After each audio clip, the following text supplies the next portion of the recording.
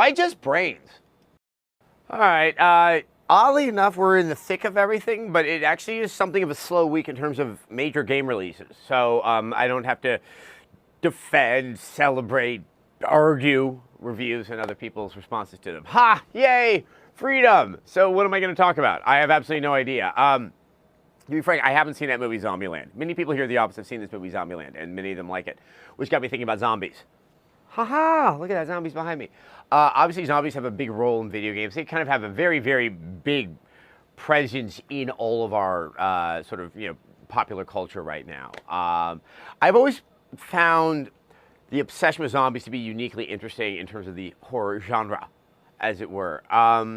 There's always that sense in the slasher movies that it's one person, you somehow are just the unlucky person that is being followed by someone who's determined to kill you that has no rationale or reason for it.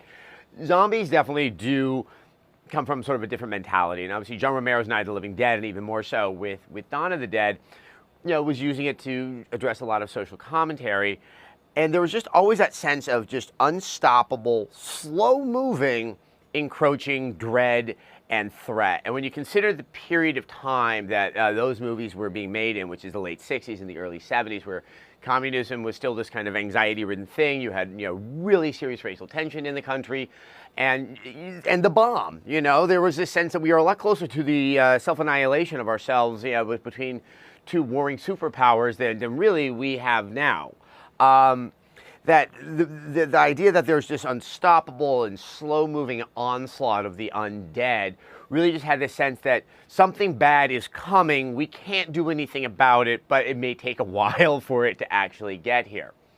Then fast forward, obviously post 9/11, you have 28 Days Later and the remake of Dawn of the Dead, both of which I think are just exceptionally good, scary movies.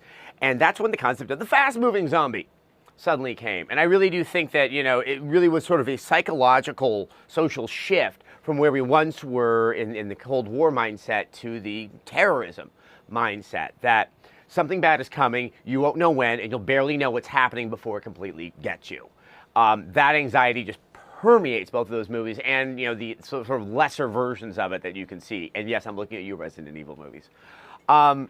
They both obviously feed a lot on a sense of anxiety and powerlessness and the desire to survive. And that's what I think makes it so interesting when you bring it over into video games. Because in the movies, obviously it's a passive practice to watch that, and you just kind of share in the terror and that sort of imagining what would I do in that situation. And I find it uniquely cathartic in video games when suddenly you're allowed to do something about it. I think Dead Rising, as humorous as it is, really speaks so perfectly to feeding that kind of visceral need where, you're just slashing through the zombies, the slow-moving type. And then you look at something like Left 4 Dead, which is obviously utilizing the fast-moving zombies, and that is definitely one of the more intense, and yes, you need to cooperate.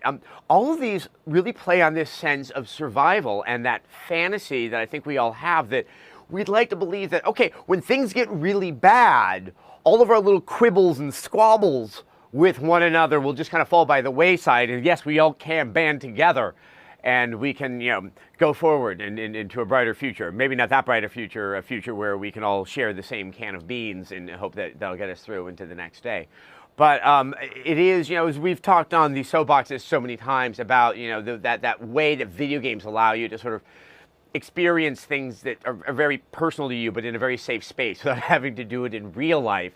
I think the zombie games are uniquely effective in actually doing that.